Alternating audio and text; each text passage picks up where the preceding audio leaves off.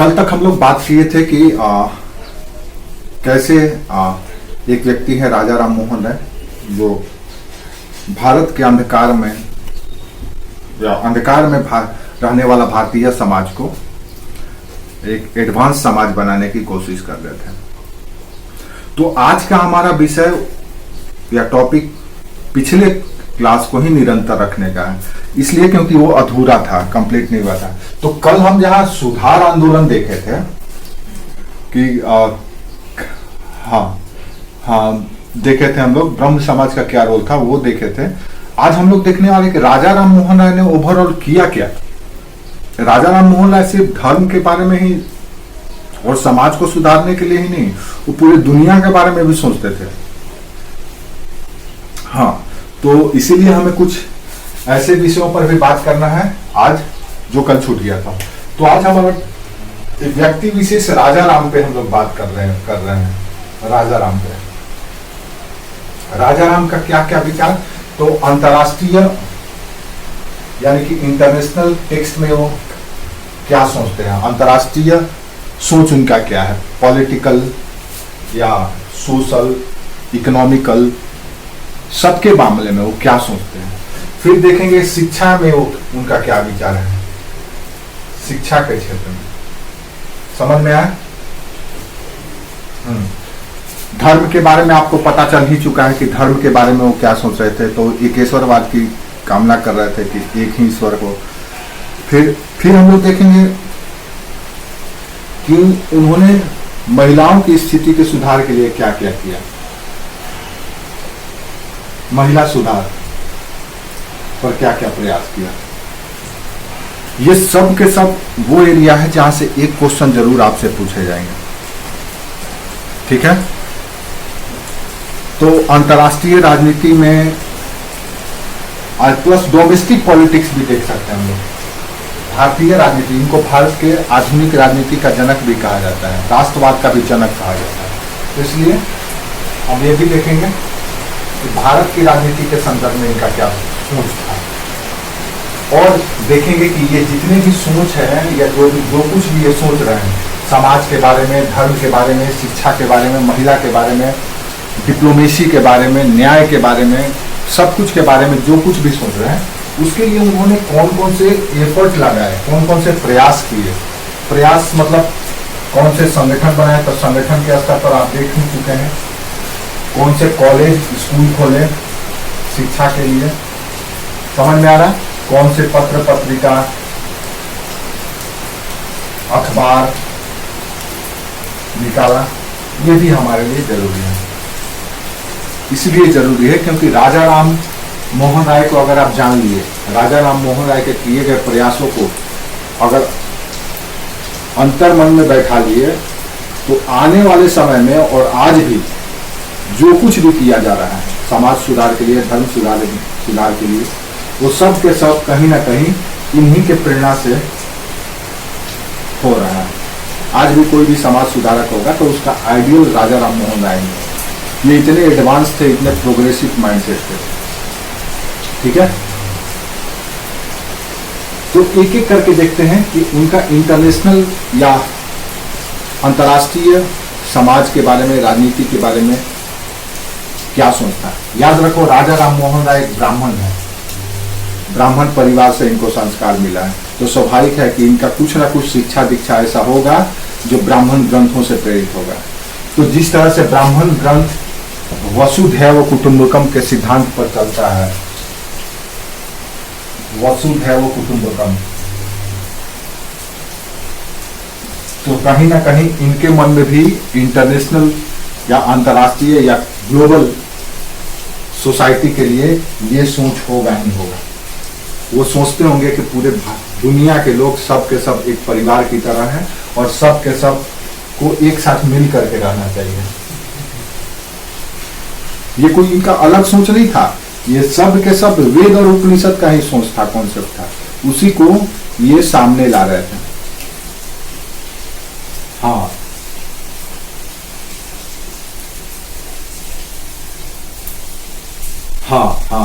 तो वसुधैव कुटुंबकम के विचारों को सम्मान देने वाला व्यक्ति कैसे किसी एक देश या किसी एक समाज के हित में ही सोच सकता है? स्वाभाविक है कि वो पूरा दुनिया के लिए सोचेगा। इसीलिए राजा राम मोहन राय इंटरनेशनल डिप्लोमेसी में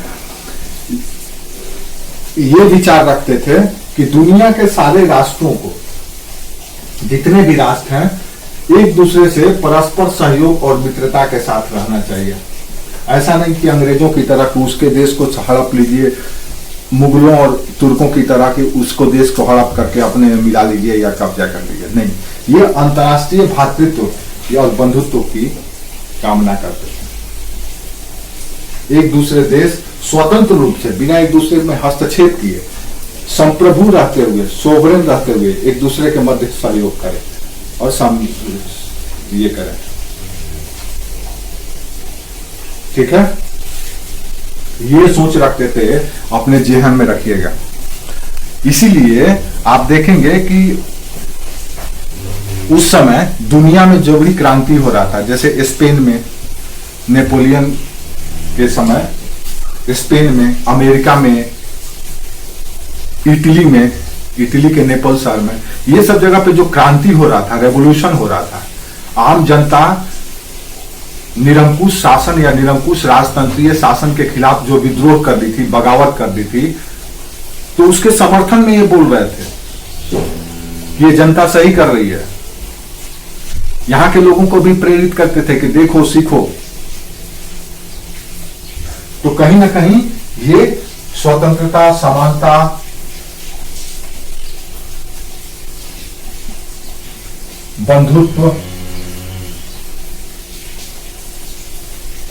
की सिफारिश करते थे और दुनिया को कहते थे कि दुनिया एक वसुधैव कुटुंबकम है और सारे के सारे राष्ट्र स्वतंत्र होकर एक दूसरे राष्ट्र के साथ परस्पर अपना संबंध विकसित करें सौहार्द के साथ, और उस राष्ट्र के या सभी नागरिकों को से ये कहते थे कि उनका यह अधिकार है कि वो स्वतंत्र हो, समान हो, बंधुत्व के साथ रह सके। इसीलिए इन्होंने अमेरिकन क्रांति, स्पेन की क्रांति और नेपल्स की क्रांति का समर्थन किया था। अब सोचो, ये बंदा कलकत्ता में बैठा हुआ दुनिया के बारे में सोच रहा है ना? उस समय 18वीं शताब्दी की बात है, 18वीं 19वीं शताब्दी की बात है, जबकि उस समय ये ऐसा व्यक्ति थे जो पहली बार समुद्र पार करके गए हैं, इंग्लैंड वहां गए हैं। अब ऐसा व्यक्ति जो इतना दूर का सोच रहा है, तो स्वाभाविक है कि कहीं ना कहीं इनका व्यक्तित्व का प्रभाव और समाज सुधारकों पर पड़ा ही होगा। ठीक है, हाँ, इन्होंने लोकतंत्र का, राष्ट्रवाद का, ये सब का समर्थन किया था। ये सब टर्म याद रखना, ये सब अपने आप में क्वेश्चन है। लोकतंत्र, राष्ट्रवाद, इन सबों का समर्थन किया था। ये हुआ ग्लोबल कॉन्सेप्ट उनका क्या था या ग्लोबल अप्रोच क्या था, दुनिया के बारे में क्या सोचते थे। तो दुनिया के बारे में वसुधैव कुटुंबकम, अंतर्राष्ट्रीय भाईचारा, भातृत्व, समानता, स्वतंत्रता, ये सब जो भी आज हम पसंद करते हैं, हम लोग पसंद करते हैं, एक मॉडर्न सोसाइटी पसंद करता है, वो सब कुछ इन्होंने सोचना शुरू कर दिया था। ठीक है, अब दूसरी चीज आते हैं कि भारत की राजनीति के बारे में क्या सोचते थे। याद रखो, इन्होंने जो कुछ भी किया, समाज सुधार इन्होंने करने का प्रयास किया, उसके पीछे मकसद था इनका राजनीति कि शासन में, सत्ता में, शक्ति में भारतीयों को भी भागीदारी मिले। इसीलिए इनकी राजनीतिक सोच विशेष करके भारत के संदर्भ में भी आपको जान लेना चाहिए कि भारत के लिए क्या सोचते थे। तो अगर ये कोई बंदा अगर दुनिया के लिए इतना शुभ कामना कर रहा है, दुनिया का इतना बड़ा शुभ चिंतक है, तो भारत को कैसे इग्नोर कर सकता है? कांग्रेस थोड़े ना है, कांग्रेस तो है नहीं कि भारत जाए भाड़ में। आजकल कांग्रेस का नाम, कांग्रेस और उसके साथ जो अलायंस बना है, उन्होंने अपना नाम रखा है इंडिया।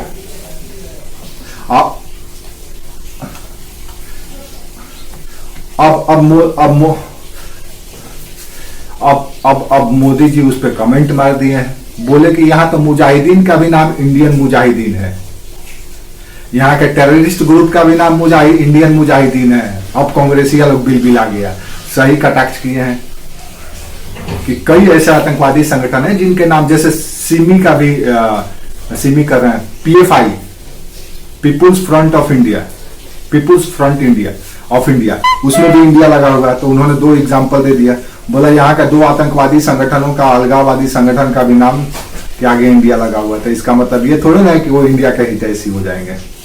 तो मोदी जी का जवाब तो अल्टीमेट होता है, उसमें कोई काट नहीं सकता है।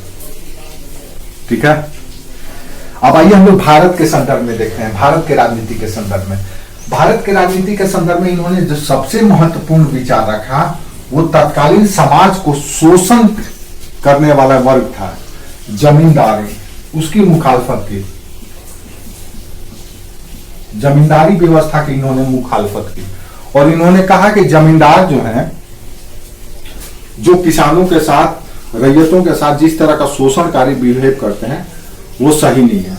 इसीलिए उन्होंने एक मुखालफत की, मतलब बुराई की आलोचना की। अब मुखालफत करना मैंने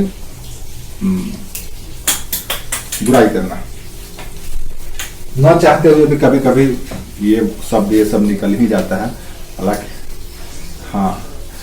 तो इन्होंने बुराई की और इसके लिए इन्होंने एक बुक भी निकाला था जिसका नाम था, बुक ने एक आर्टिकल लिखा था, उसका नाम था भारत में राजस्व एवं न्यायिक प्रणाली की एक प्रदर्शनी। एक लेख लिखा था इन्होंने, भारत में राजस्व एवं न्यायिक प्रणाली की प्रदर्शनी।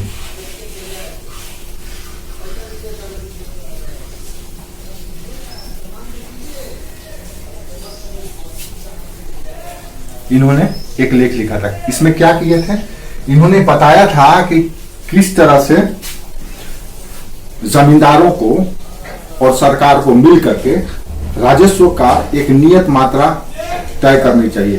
ये नहीं कि बेमानी तरीके से या जितना मन करे उतना वसूल कर ले। इस लेख के माध्यम से उन्होंने किसानों और जमींदारों के मध्य संबंध और रेवेन्यू का निर्धारण कितना किया जाए, ये सब बारे में इससे जनता को और सरकार को अवगत कराया था। ये लेख है भारत में राजस्व एवं न्यायिक प्रणाली की प्रदर्शनी, इंग्लिश में है the exposition of the revenue and judicial system in India.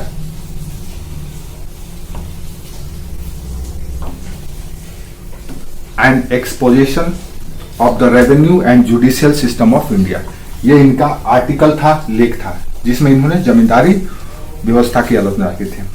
दूसरा, इन्होंने भारत की राजनीति में दूसरा जो महत्वपूर्ण विचार दिया, जो आज भी चल रहा है, वो है कार्यपालिका और न्यायपालिका का पृथक्करण। पहले क्या था,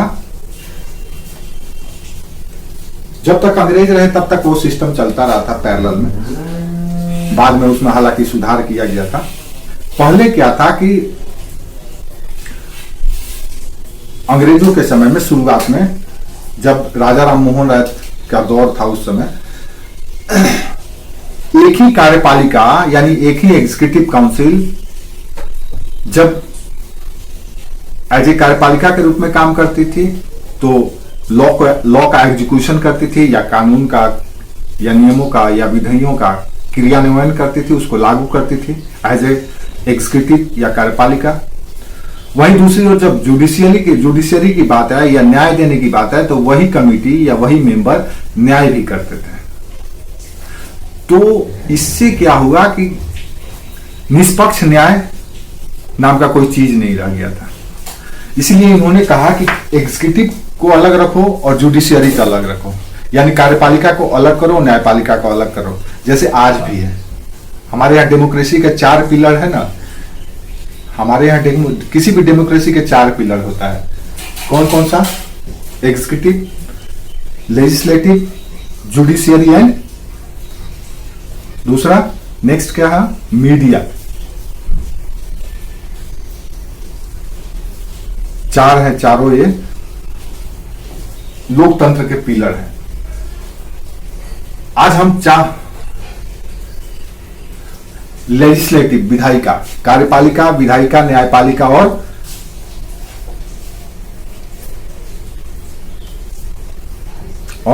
चौथा क्या बोले, मीडिया। तो इन्होंने किया था एक और बात, इन्होंने एग्जीक्यूटिव और जुडिशरी को अलग कराने की वकालत की। इन्होंने ये भी कहा कि जितने भी भारत में अंग्रेजी कंपनी का डेमोक्रेसी कहा जाता है, ठीक है, इन्होंने ये भी कहा था कि जितने भी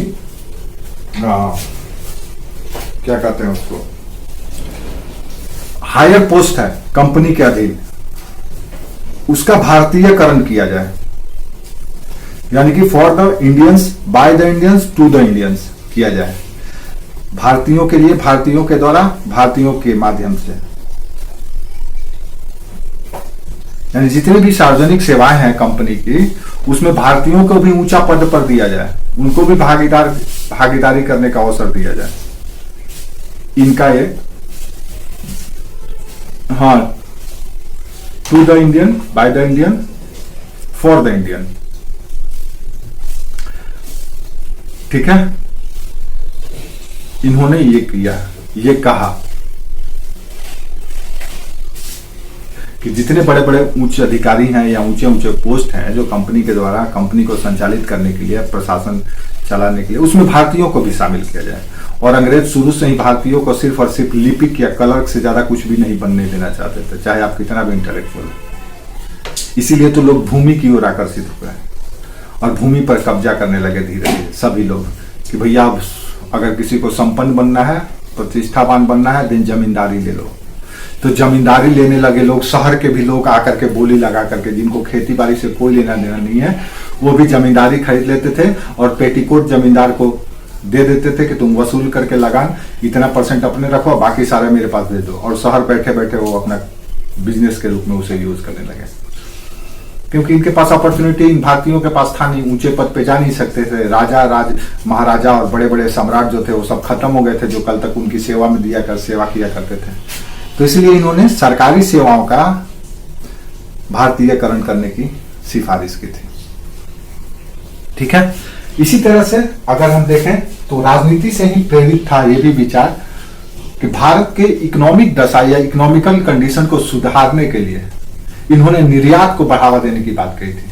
अब सोचो, ये बंदा हर एक विषय में इतना डायनेमिक अप्रोच रखता था जो उस समय दुनिया सोच भी नहीं सकता था। इन्होंने कहा कि भारत के इकोनॉमी को अगर दुरुस्त करना है, देन एक्सपोर्ट प्रमोशन करना पड़ेगा, निर्यात को बढ़ावा देना पड़ेगा। इसलिए उन्होंने सरकार को सिफारिश किया कि निर्यात पर जो टैक्स होता है उसको कम किया जाए। हाँ, विद्वान आदमी थे।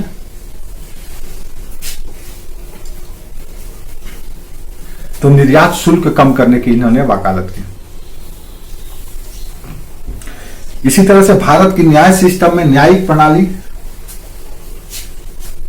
में इन्होंने कहा कि जो जुडिशियल सिस्टम है उसमें ज्यूरी सिस्टम अंग्रेजों के साथ साथ भारतीयों के लिए भी लाया जाए। ज्यूरी का मतलब है एक बेंच, कि कई जज मिल करके एक साथ बैठे और सुनवाई करें। ये ना कि भारतीयों का विषय है तो कोई अंग्रेज ही सुनेगा, अंग्रेज सुनेगा एक व्यक्ति, और वो अब पता नहीं वो किस मेंटालिटी का है, क्या सोच करके निर्णय दे। इसलिए इन्होंने कहा कि जूरी सिस्टम लाया जाए, एक से अधिक जज बैठे और भारतीयों के लिए भी न्याय का वही करें। एक से ज्यादा होंगे तो आपस में डिस्कस करेंगे, मतभेद होगा तो फिर उसके बाद निर्णय लिया जाएगा। जिस तरफ ज्यादा जूरी झुकेंगे उधर निर्णय लिया जाएगा। तो इन्होंने ज्यूरी सिस्टम में भारतीयों को भी शामिल करने की वकालत की। क्लियर है?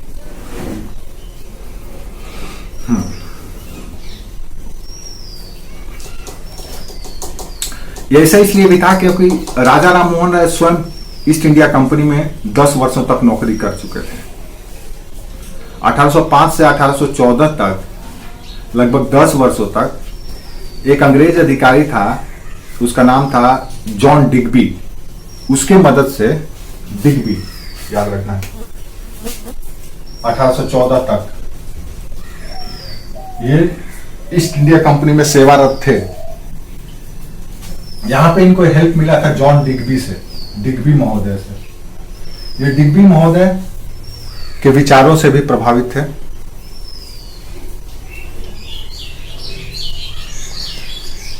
और ये इनके बॉस भी थे, डिग्बी।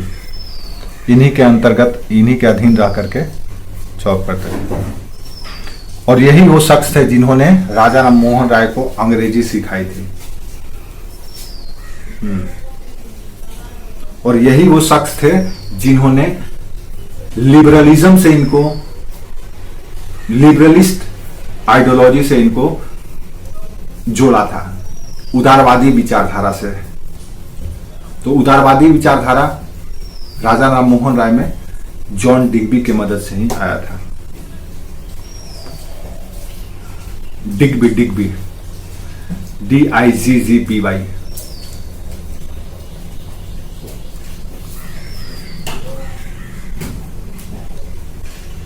ठीक है।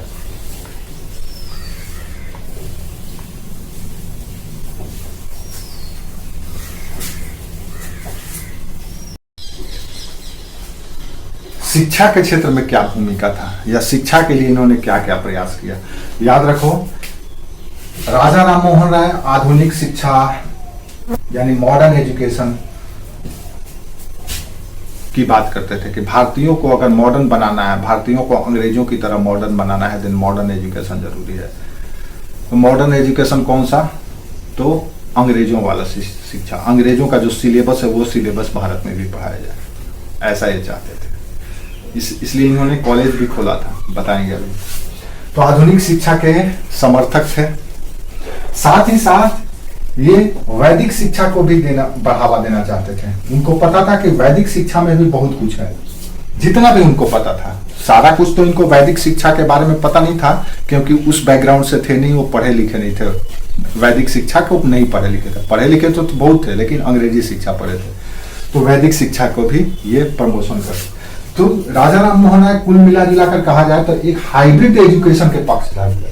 हाइब्रिड एजुकेशन यानी एंग्लिस्ट एजुकेशन सिस्टम और ओरिएंटलिस्ट एजुकेशन सिस्टम, दोनों को मिला करके एक नए सिस्टम को आगे लेकर के जाना चाहते थे। जैसे कि आज डीएवी में जो चीज हम लोग पढ़ते हैं, डीएवी में क्या है, दयानंद एंग्लो वैदिक कॉलेज में, उसमें भी यही, स्कूल में डीएवी में भी यही किया जाता है। अंग्रेजी शिक्षा और सनातनी शिक्षा दोनों को एक साथ पढ़ाया जाता है, मर्ज करके।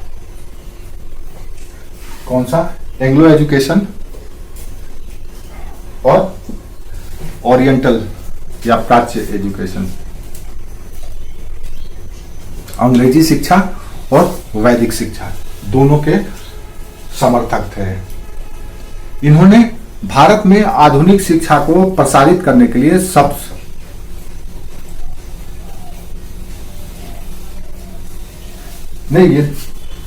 ये एक मॉडर्न एजुकेशन है जिसमें मॉडर्न साइंस, मॉडर्न कॉन्सेप्ट को पढ़ाया जाए। अंग्रेजों का जो शिक्षा पद्धति था, अंग्रेजों वाला, अंग्रेजी विज्ञान, अंग्रेजी इतिहास, अंग्रेजी साहित्य, अंग्रेजी गणित, उनका, उसको हम एंग्लो एजुकेशन कहते हैं। उनका जो सिस्टम भी बना हुआ था, उनका सिलेबस, उनका एग्जाम लेने का पद्धति, वो सब कुछ वो हम एंग्लो एजुकेशन कहते हैं। ओरिएंटल भारत की शिक्षा, परंपरागत शिक्षा जो पहले से हजारों सालों से चली आ रही है, जिसमें 150 सब्जेक्ट पढ़ाए जाते थे, 150 सब्जेक्ट्स पढ़ाए जाते थे। आज जितने भी डिपार्टमेंट और देख रहे हो आप एजुकेशन के, वो सब के सब चीज पढ़ाया जाता था। और सबसे पॉपुलर जो सब्जेक्ट था वो था एस्ट्रोनॉमी और मैथमेटिक्स, जो कि एस्ट्रोनॉमी और आज साइंस का सबसे टफ एरिया है, सबसे टफ एरिया है एस्ट्रोनॉमी। जो स्पेस में जाते हैं लोग, जो प्लैनेट मूवमेंट पर अध्ययन करते हैं, यानी कि इस लोक से परे परलोक का अध्ययन करने वाला। भारत इसमें बहुत आगे था एस्ट्रोनॉमी में। भारत की योगदान को कभी नहीं भुला दिया। दुनिया में भारत ही ये देश है जिन्होंने सारे ग्रहों का नामकरण किया था, सारे ग्रहों का मूवमेंट बताया था, सारे ग्रहों के बीच का डिस्टेंस बताया था। सोचो उस समय कोई स्पेस क्राफ्ट नहीं था, कोई सैटेलाइट नहीं था। सोचो हमारे ऋषियों मनुष्यों के में कितना शक्ति था कि जमीन पर बैठ करके ही सब कुछ देख लेते थे, अनुभव कर लेते थे अपने इंद्रियों से, आत्मशक्ति से। जो सिक्स सेंस था वो उनका बहुत एक्टिव था। ठीक है।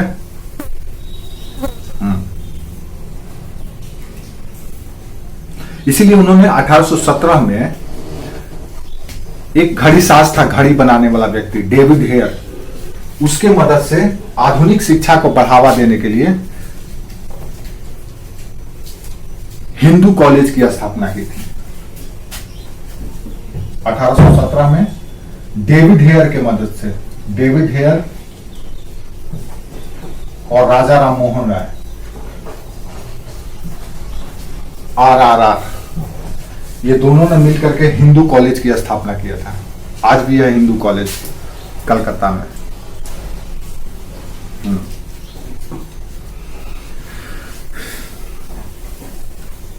उसी तरह से इन्होंने अंग्रेजी और वैदिक शिक्षा दोनों को साथ में आगे बढ़ाने के लिए, वैदिक कहो या वेदांत शिक्षा, उपनिषद की शिक्षा, इन दोनों को साथ साथ आगे बढ़ाने के लिए वर्ष 1825 में वेदांत कॉलेज की स्थापना की थी।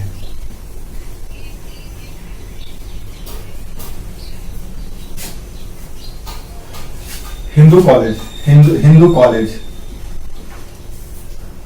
कलकत्ता 1817 में। उसके बाद दूसरा प्रयास किया गया शिक्षा में, वेदांत कॉलेज खोला गया 1825 में, जिसमें अंग्रेजी शिक्षा और वेदांत यानी उपनिषदों की शिक्षा दोनों को एक साथ दी जाती थी, जैसे कि डीएवी में दिया जाता है राजा राम मोहन राय के द्वारा।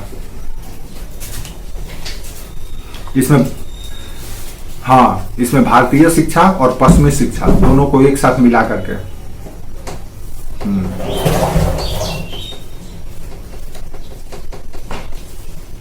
यही तो वेदांत कॉलेज में 1825 में।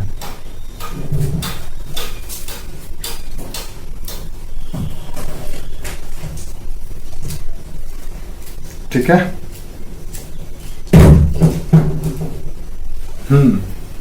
दोनों को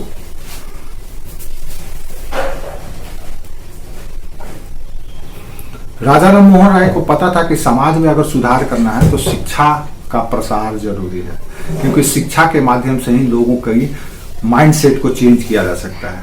हम बार बार कहते हैं कि अगर किसी देश की सोच को बदलना है तो जो बच्चा 15 साल तक जो शिक्षा ग्रहण करता है उसमें चेंज कर दो। आज हम गांधी को बापू, नेहरू को चाचा और पता नहीं क्या क्या समझने लगे हैं, पढ़ते हैं कि ऐसा था कांग्रेस, ऐसा था वो, ये वो अकबर महान था तो औरंगजेब ये था। ये सब क्यों मिला हमें पढ़ने के लिए? क्योंकि लगातार 5 शिक्षा मंत्री मुसलमान थे, इस्लाम को मानने वाले थे। तो क्यों चाहेंगे कि आपको बताया जाए कि महाराणा प्रताप और बप्पा रावल और गोपाल पाठा और लसित फूकन जैसे लोग भी भारत में थे, जो मुगलों की ऐसी तैसी जब चाहते थे तब बजा देते थे। शिवाजी जैसे लोग भी थे, क्यों पढ़ाएंगे वो? उनका माइंडसेट अलग था। वो मदरसा छाप थे, वो तो मदरसा छाप के दिमाग से कभी हटेगा। नेहरू का भी खून तो वही था, नेहरू का भी तो शुद्ध हिंदू का तो खून था नहीं। मीरगंज के कोठा में पैदा हुए थे, पता नहीं माँ कौन थी पिता कौन थे, नाम था मोतीलाल के साथ जुड़ा हुआ है। और मोतीलाल के साथ भी जुड़ा हुआ था तो मोतीलाल के अब्बा जान, पिता भी तो अब्बा जान थे, बापू थोड़े न थे। हाँ, तो खून तो उसमें जड़ दौड़ रहा था ना जो वो। तो इसीलिए हमारा जो शिक्षा व्यवस्था, हमारा जो एक शिक्षा व्यवस्था जो आज हम लोग रोते हैं, छाती पीटते हैं, इसका जिम्मेदार कांग्रेस ही है, क्योंकि उन्होंने ऐसा शिक्षा दिया। हमारे यहाँ का शिक्षा ऐसा नहीं था। हमारे यहाँ का शिक्षा जो था रेगुलर शिक्षा के साथ साथ वोकेशनल एजुकेशन पर भी जोर होता था। हमारे यहाँ का जो बच्चा शिक्षित हो जाता था वो कभी बेरोजगार नहीं होता था, क्योंकि वो इंडिपेंडेंट हो जाता था, उसको स्किल सिखाया जाता था, उसमें स्पेशलाइजेशन डेवलप किया जाता था। वो वही चीज पढ़ता था जो जिसमें उसकी इच्छा हो। आचार्य प्रोफेसर जो होते थे 5 साल तक तो सिर्फ ये मूल्यांकन करते थे, परख करते थे उसमें कौन सी गुण है जिसको आगे बढ़ाया जाए। अगर बच्चा तलवारबाजी में सिद्धहस्त है, अच्छा है, देन उसको तलवारबाजी सिखाया जाता था। अगर बच्चा को लिटरेचर में इंटरेस्ट है, आपको पता ही है कि पूत के पांव पालने में ही दिखने लगते हैं कि वो कैसा व्यवहार करेगा भविष्य में, उसका भविष्य कैसा होगा, बचपन में ही दिखने लगता है। तो आचार्य 5 साल तक गुरुकुल में यही चीज परखते थे कि किस बच्चा में कौन सी क्वालिटी है, यानी एक्स फैक्टर को ढूंढते थे, और उसके बाद उस सब्जेक्ट उस विषय में उसको सिद्धहस्त महारत हासिल करवाते थे। तब जाकर के वो जीवन में सफल होता था, शिक्षा उसकी आप कह सकते हैं सार्थक होता था। आजकल क्या है, हाँ आजकल सबके लिए एक ही है, वो है ना वो कि सारे भेड़ को एक ही छड़ी से आंकना है। हमारे यहाँ का आज शिक्षा व्यवस्था बोझिल हो गया है। अगर अभी के समय में सरकारी नौकरी को हटा दिया जाए, खत्म कर दिया जाए, तो भारत के सारे स्टूडेंट बेरोजगार हो जाएंगे। इनका कोई यूज नहीं है ग्लोबल मार्केट में, क्योंकि इनके पास कोई स्किल नहीं है। ये सब विषय जानते हैं लेकिन कुछ भी नहीं जानते हैं। हाँ, स्पेशलिस्ट नहीं है, विशेषज्ञ नहीं है। ऐसा नहीं है कि अगर मान लो आप में स्किल है शुरू से ही, बचपन से ही, आपको गाड़ी बनाने का शौक है, जैसे बचपन में होता है ना हर एक बच्चा का, एक लड़का है एक लड़की है, देख लो ऐसे ही समझ लो, एक लड़का है एक लड़की को रूम में दोनों को रख दो, एक गुड़िया रख दो और दूसरे तरफ पिस्टल रख दो। लड़का कभी भी गुड़िया नहीं उठाएगा, उठाएगी तो लड़की ही। पिस्टल उठाएगा लड़का पिस्टल उठाएगा, गेंद उठाएगा, बैट उठाएगा, तो वो उसमें एक्स फैक्टर है, उसमें इनबिल्ट है। अब आज के समय में क्या है कि लड़की को भी पिस्टल सिखाया जा रहा है, गुड़िया भी दिखाया जा रहा है, स्कूल की बात कर रहा है, सब कुछ, तो वो कहीं का नहीं रह जाता है, वो कहीं का नहीं रह जाता है। अब वो क्या करेगा बेचारा, तो सरकारी नौकरी का आशा करेगा, भैया जो पढ़ाए हो उसी का। तो ये जो अंग्रेजों का सिस्टम था, ये जानबूझ करके अंग्रेज डाले थे, क्योंकि उनको कोई स्पेशलिस्ट नहीं चाहिए था, विशेषज्ञ नहीं चाहिए था। वो ऐसा नहीं, कोई स्टूडेंट या कोई ऐसा व्यक्ति नहीं चाहिए था जो गेम चेंजर बन जाए, पूरे सिस्टम को ही चेंज कर दे। इसलिए वो पढ़ाते तो थे लेकिन उतना ही पढ़ाते थे, वही सब चीज पढ़ाते थे जो एक क्लर्क के लिए जरूरी है, टाइप कर सके, ऑफिस का काम कर सके। और यही सिस्टम को आगे एग्जीक्यूट कर दिया गया। होना चाहिए था देसी शिक्षा, जैसे वर्धा कमेटी में और कोठारी कमेटी का जो सिफारिश था, वो शिक्षा को लागू करना चाहिए था। सैडलर कमेटी का रिपोर्ट भी अगर लागू किया जाता वो भी अच्छा था। वुड डिस्पैच में भी बहुत अच्छा कुछ दिया गया था। आप लोग पढ़े होंगे, आप लोग तो एमएड बीएड किए हुए हैं, तो आप लोगों को तो पता होगा ही। तो वो कुछ कमेटी का जो सिफारिश था उसको लागू किया जाता तो शिक्षा व्यवस्था ठीक है, हम पढ़ाएंगे, भारत में आधुनिक शिक्षा हम पढ़ा देंगे, वो आएगा। हाँ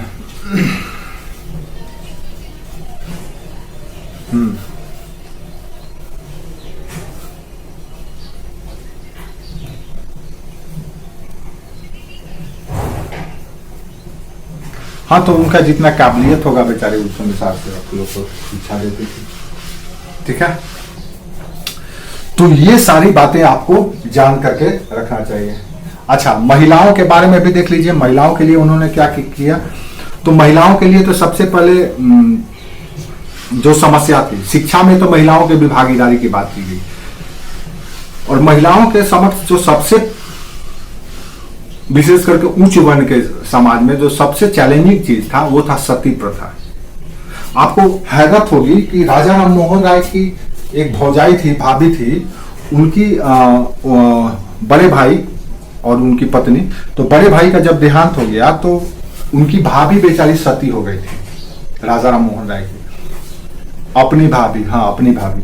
आपको पता ही है, हम बताए भी थे कि ये हर एक क्लास में नहीं होता था सती प्रथा, ये उच्च वर्ण के लोगों का चोचला था, क्योंकि ज्यादा प्रतिष्ठा का चिंता इन्हीं को था। ब्राह्मण क्षत्रिय को ज्यादा चिंता होता था कि उनकी पत्नी, उनकी बहू, बेटी के साथ कुछ दुष्कर्म ना हो जाए, कोई समाज गलत तरीके से ना देखे। विवाह के उपरांत अगर पति नहीं रहता है तो इसलिए सती को प्रमोट किया जाता था। अब ये समाज सुधारक थे बेचारे, इनके मन में ऐसा था, हालांकि समाज सुधार की भावना जब इनके परिवार में ऐसा हुआ तभी इनके अंदर भी जगह था। 1811 की बात है, उससे पहले ये भी उसी तरह से थे। 1811 में जब इनकी भाभी सती हो गई तब ये सती प्रथा के खिलाफ आवाज बुलंद करना शुरू किया। वर्ष 1829 में 1829 में विलियम बेंटिक के मदद से भारत में बंगाल रेगुलेशन 17 के तहत भारत में सती प्रथा को बैन करवा दिया। वर्ष 1829 में बंगाल रेगुलेशन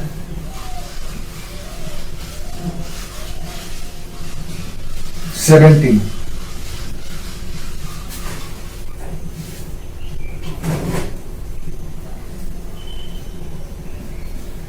17 के मदद से रेगुलेशन 17 लाया गया। इस रेगुलेशन के मदद से बंगाल, ये सिर्फ और सिर्फ बंगाल में बैन किया गया था। विलियम बेंटिक का जो रेगुलेशन 17 आया था सती प्रथा के खिलाफ, यह सिर्फ और सिर्फ बंगाल में इंप्लीमेंट हुआ था, पूरे भारत में नहीं।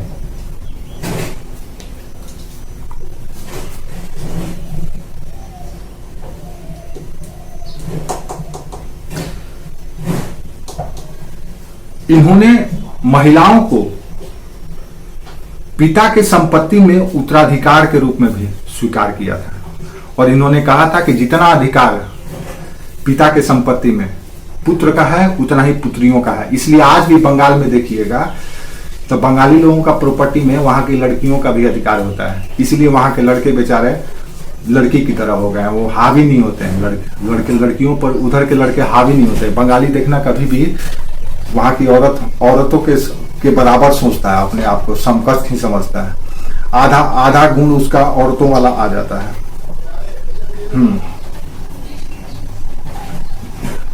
नहीं, ठीक नहीं है, ठीक नहीं है। वो जहां पे सुप्रीम है उसको वहां पे सुप्रीम रहने दो। आप जहां पे सुप्रीम हो आप सुप्रीम हो। सबका अब हाथी और शेर को दोनों को कैसे बराबर कर सकते हैं? कैसे कर सकते हैं आप? तो एक शेर है एक हाथी है, या एक शेर है एक शेरनी है। तो दोनों का प्रकृति ही क्षमता और पोटेंशियल में अंतर किया है, डिस्क्रिमिनेशन किया है। तो आप क्यों? आपके शरीर में अंग प्रत्यंग बराबर नहीं है। आपके भाई आपस में देखिए तो सब में कुछ ना कुछ अलग है। व्यक्तित्व अलग है, बनावट अलग है, शौक अलग है, बोलने का स्टाइल अलग है, जिसमें कि दोनों एक ही माता पिता के संतान है, एक ही गर्भ से आए हैं, फिर भी फर्क है। तो प्रकृति ही जब फर्क करती है तो आप उसको जबरदस्ती का आर्टिफिशियल क्यों एक बना दे रहे हैं कि जो पुरुष करेगा वही स्त्री करेगा, या जो जितना अधिकार पुरुष का है उतना ही अधिकार स्त्री को है। अच्छा, बड़ी गजब का ये है। अब देखो फेमिनिज्म कितना जोर शोर से भारत को गंदा कर रहा है। ये चोचला है समाज को खराब करने का, गुलाम बनाने का। भारत को गुलाम कैसे बनाया जाएगा? ऐसे ही बनाया जाएगा। दुनिया का या जो भी डेवलप कंट्री है, किसी दूसरे कंट्री को तबाह बर्बाद करना होता है ना, तो अपने यहाँ ऐसा नहीं करता है, आपके यहाँ थोप देता है, भेज देता है। अब मान लो कि आप अधिकार दे रहे हैं, अधिकार दीजिए, कोई दिक्कत नहीं है, लेकिन हर एक मामले में उसको बराबर मत आकर दीजिए। आज बराबरी का ही तो चक्कर है। बराबर बनाने के चक्कर में हम क्या कर रहे हैं? रिजर्वेशन दे देते हैं। अब 8 नंबर पाने वाला पुलिस ऑफिसर बन जाता है और 98 नंबर पाने वाला घर बैठे रहता है। तो उस बराबरी करने के लिए कि भाई उस तबके के लोग इतने नौकरी में है तो इस तबका को भी लाना है। तो फिर वो चोर कहां से पकड़ पाएगा? 8 नंबर वाला 98 नंबर वाला अगर चोर बन जाता है, डकैत बन जाता है, अपराधी बन जाता है, क्रिमिनल बन जाता है, तो 8 नंबर वाला कहां से पकड़ पाएगा? अब गधों के रेस में घोड़ा के पैर में सिक्कड़ बांध दीजिए और गधा को जिता दीजिए और कहिए कि अरे वाह, गधा तो बहुत तेज दौड़ता है। तो ये बराबरी जबरदस्ती का है। कुदरत जो जिसमें जो क्वालिटी दिया है उस क्वालिटी को आगे बढ़ाना चाहिए। ठीक है? तो इन्होंने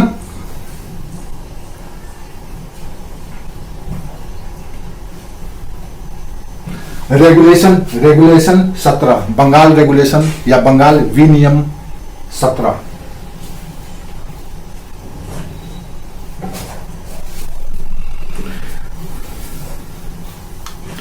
इन्होंने महिलाओं को भी पैतृक संपत्ति में अधिकार देने की, जो कि हिंदू उत्तराधिकार अधिनियम या हिंदू उत्तराधिकार में पहले से ही था।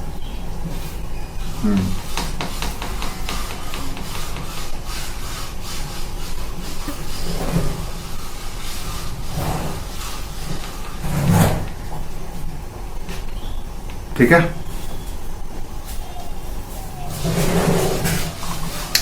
तो ये इतना कुछ किए पॉलिटिक्स में, एजुकेशन में, महिलाओं के लिए, अर्थव्यवस्था के लिए, हर एक क्षेत्र में इन्होंने अपना विचार दिया और उसके लिए प्रचार किया, संगठन के स्तर पर भी और व्यक्तिगत स्तर पर भी। ठीक है।